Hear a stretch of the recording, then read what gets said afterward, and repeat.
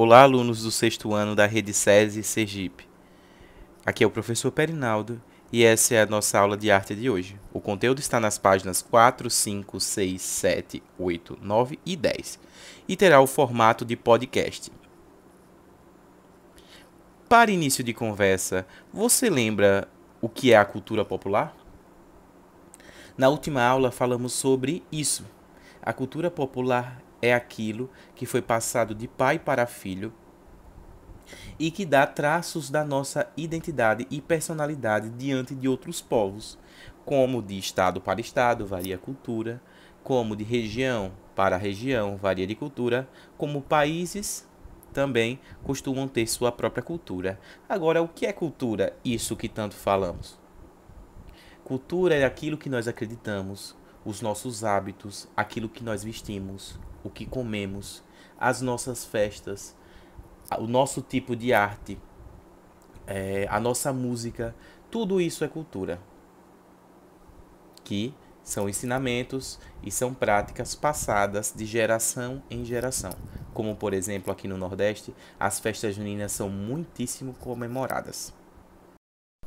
E finalmente nós chegamos ao conteúdo: arte popular. Cultura popular foi explicada e revisada antes do início dessa aula porque a arte que o povo produz também faz parte da sua cultura. Nas páginas 4 e 5, percebemos um grande detalhe. Na primeira frase, nós temos: em geral, o artista popular é anônimo. Uma produção anônima é aquela que não vem com o nome do artista que a produziu. E isso é muito forte no artesanato. Costumamos visitar os centros de artesanato e percebemos as peças que não têm assinatura. Isso é regra, professor? Não é regra, porque tem artesãos que estão assinando as suas peças.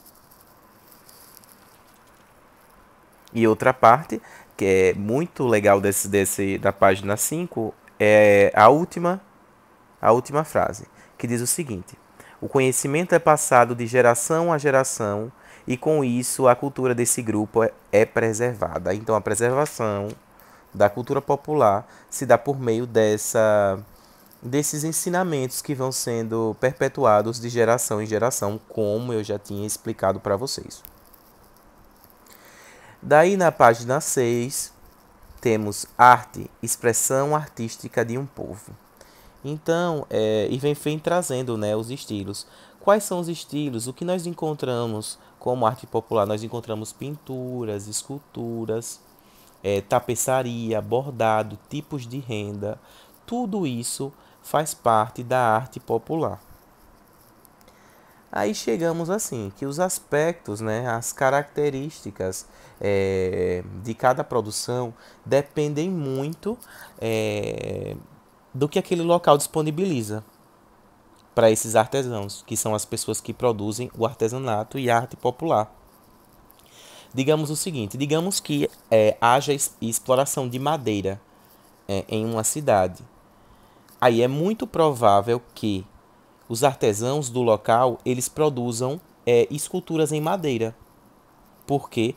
Porque é aquilo, a matéria-prima, que nós vamos estudar ainda na próxima aula, é a matéria-prima para a produção das esculturas. Já se for em um lugar que tem muita argila, né, que tem muita argila e muito barro, logicamente os artesãos vão utilizar muito esse barro. Por quê? Porque é o que tem lá próximo para produzir seu trabalho, para produzir a cerâmica, que eu ainda vou explicar também na próxima aula. Eu vou deixar para lá, certo? Eu vou deixar vocês um pouquinho curiosos sobre o conteúdo. Daí outro exemplo, né, para ficar ainda mais fácil para a gente. Se eu estou em uma região do litoral, próximo à praia, e tem muitos coqueiros, então é capaz que os artesãos desse lugar, eles trabalhem com palha, né, fazendo cestas, fazendo tapetes, fazendo qualquer trabalho que utilize esses recursos que estão disponíveis nesse local. Ficou fácil agora? Então, continuando. E sobre os temas também variam, né, de local para local. Os temas podem estar ligados a uma festa da cidade, a um tipo de prática, a as atividades financeiras que as pessoas têm nessa cidade ou nessa região. Vamos a um exemplo, aqui em Sergipe mesmo. Se a gente for na feira de Itabaiana, na feira de Ribeirópolis, na feira de Nossa Senhora da Glória, de Monte Alegre, a gente não vê lá brinquedos, pecinhas feitas de cerâmica. O que essas peças são lá de barro? O que eles trazem de barro? Geralmente, gente, trazem bois, carro de boi, trazem pequenos animais que estão ligados à vida da pessoa do campo, né? Das pessoas dessa região, estão muito ligadas a isso. Outra coisa muito legal são esses brinquedos que nós encontramos nessas feiras que trazem caminhões.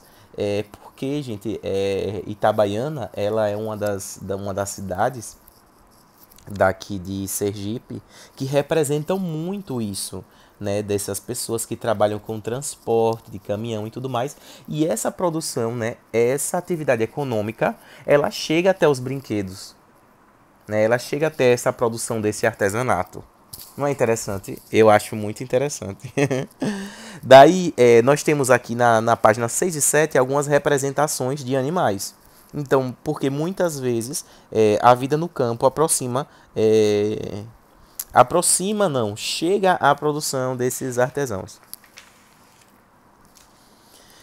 E isso também pode variar, né? Nós temos estudado, nós temos percebido que a produção artística, ela nunca é igual, né? E ela sempre vai mudando, né? Conforme o que o povo acredita, conforme o que o povo trabalha, tendo em vista o que o povo tem disponível, que eu acabei de comentar com vocês, né?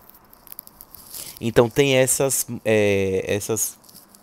pluralidades de técnicas, de jeitos de se fazer e do que acredita. Daí, o artesanato ele tem essa característica. Outra coisa que é muito legal a gente comentar agora é que uma das características do artesanato é a reprodução em série. O que é isso? Quando eu faço 1000 pecinhas, 1000 boizinhos desse que eu vendo na feira, 1000 carrinhos. Então, uma das características do artesanato é essa. E são destinados à venda. Sim, ser um artesão é uma profissão, como qualquer outra, né? Porque eu vou ter meu sustento através da produção dessas peças. Aí a gente falou da cestaria e da cerâmica, e o tema da próxima aula será esse. Será da cerâmica indígena. Daí nós vamos conhecer mais dessa cultura e dessa produção na próxima aula. Agora vocês irão responder a página 9 e 10, que são atividades sobre o tema de hoje, certo? As dúvidas permanecem no e-mail auladeartecomnaldo@gmail.com. Espero que vocês tenham gostado. Bons estudos e até a próxima!